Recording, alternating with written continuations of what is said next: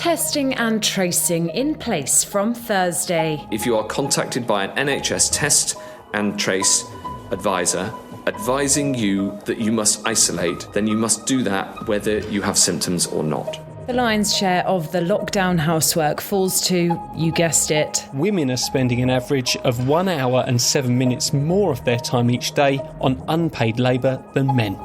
and how Greece kept COVID-19 out. This is Coronavirus, the latest from the Telegraph. I'm Theodora Louloudis.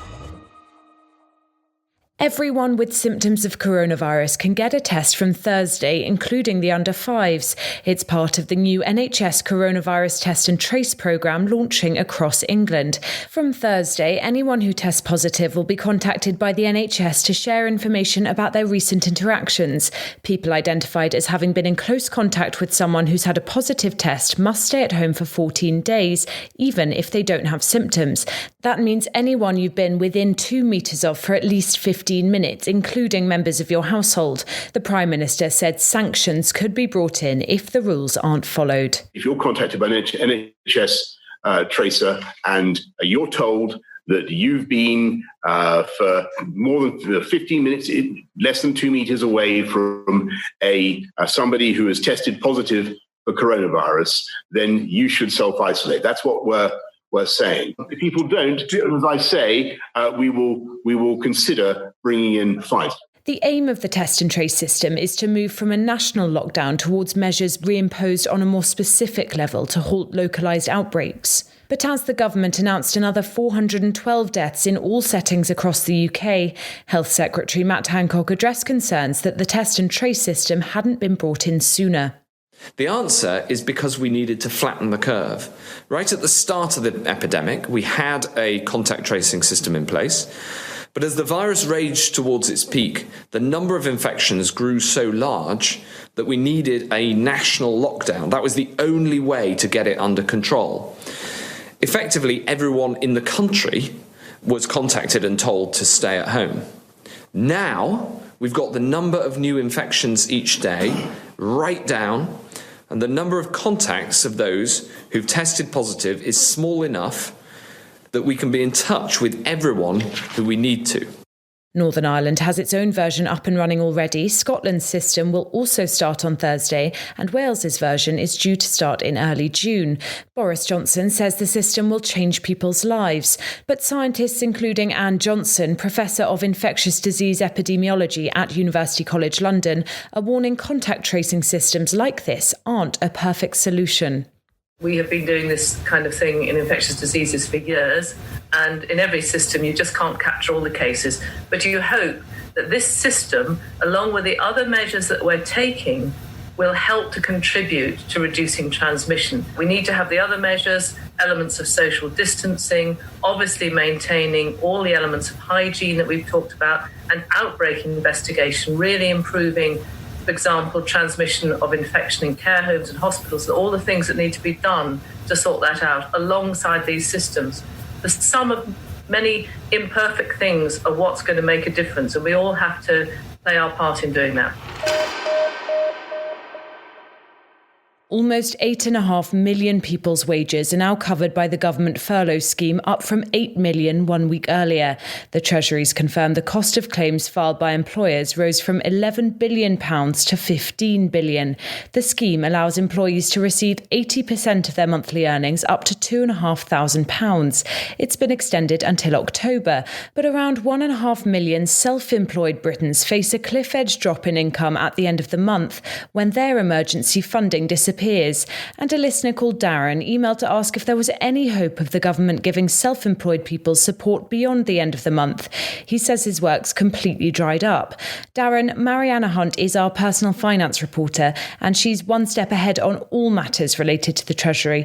Here's what she had to say when I sent her your question. Sadly, there are millions of self-employed people like yourself who are going to be facing a cliff edge at the end of the month when their emergency funding cuts off. There are reports that the Treasury won't extend the funding because it believes self-employed people can still work during the crisis, whereas people on furlough can't. But for the vast majority of people who work for themselves, this just isn't the case. In fact, 75% of the 2 million people who are currently receiving a grant have no other form of income and are completely reliant on it. I've been speaking to freelance sports reporters, wedding dress designers, and dozens of other people who are desperate for the grants to be extended. The most galling part is that Boris Johnson promised equal support for employees and the self-employed at the start of this crisis. If the government fails to extend the self-employed grant scheme, he'll have broken this promise. You could apply for universal credit, but paid at just £95 a week, it's not much to live off. If you've got a question you'd like us to answer on the podcast, send us an email. You can find us at coronaviruspodcast@telegraph.co.uk. Greece's restaurants and cafes have opened their doors, but it's hardly business as usual. Clients sit outdoors, tables are set several metres apart, and plexiglass screens protect cash registers, while employees serve food and drinks wearing gloves and masks. The country's hotels are due to open on June the 15th, when tourists from 20 countries considered to have the virus under control will be allowed to enter, with random testing measures in place. But if you're thinking of booking tickets, you might want to hold off. The UK is currently absent from the list. The country's concerned about bringing in new infections from abroad when it's managed to keep the crisis under control. Telegraph reporter Georgina Hayes says the country's ability to cope with a public health crisis of such proportions wasn't a given. Greece had all the trappings of a COVID-19 disaster waiting to happen, but it's managed to defy the odds. A decade-long financial crisis had weakened the country's healthcare system, political instability and corruption reigned, and it has the second oldest population in the EU. But despite all this, Greece has recorded just 2,800 cases of the coronavirus so far and 173 deaths. Professor Elias Mosialos, an advisor to the Greek government and World Health Organization on the pandemic, told me that if Greece hadn't recognised its vulnerabilities and taken early, decisive action, then it would have been in a very different situation today. He said that even though case numbers in Greece were very low by mid-February, the government decided at a special cabinet meeting to introduce physical distancing measures like school closures and bans on large gatherings, and that was quickly followed by a full lockdown. To put this into some perspective, Greece closed down all its schools, restaurants, cafes and bars only a week or so after Boris Johnson told a press conference that he was shaking people's hands in hospitals.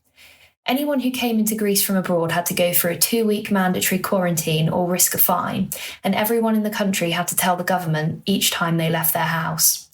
Whilst this all sounds very restrictive, Professor Mosialos tells me that this is how Greece has fared so well compared to much of Western Europe, especially Britain.